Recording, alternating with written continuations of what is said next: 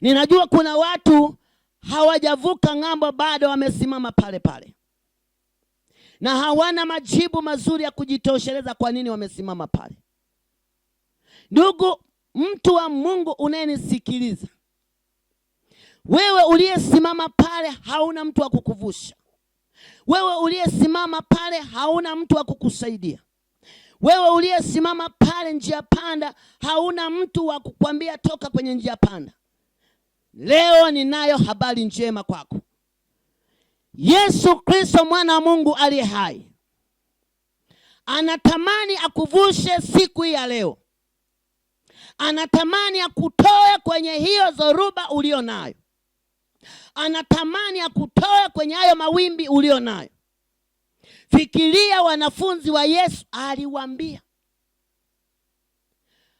ulipokuwa jioni, akawaambia ndatuvuke mpaka ng'ambo.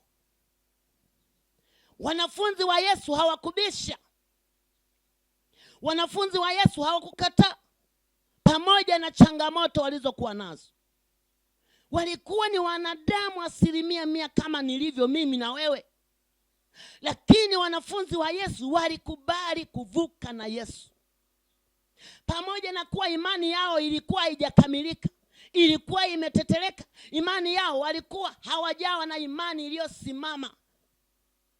Pamoja na kuwa na Yesu, wanafunzi wa Yesu bado hawakuwa na imani kama ulivyo leo wewe.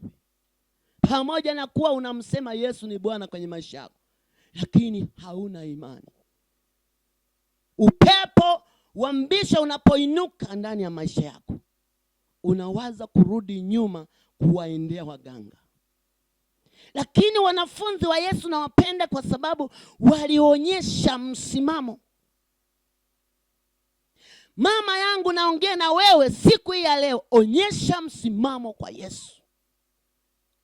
Onyesha kuwa unamkubali Yesu kuanzia moyoni mwako mpaka akilini mwako, mpaka kwenye ufahamu wako. Umkubali Yesu. Mwili wako wote umkubali Yesu. Yesu atakuvusha. Yesu sio tu Yesu tunayemsema, pengine umezoea kumuona Yesu kwenye video.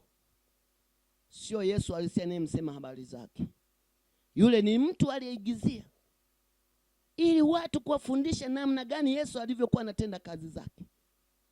Lakini ukweli ni kwamba miaka 2000 iliyopita Yesu alikufa kwa ajili yako na akafufuka na akapaa mbinguni kwa Baba.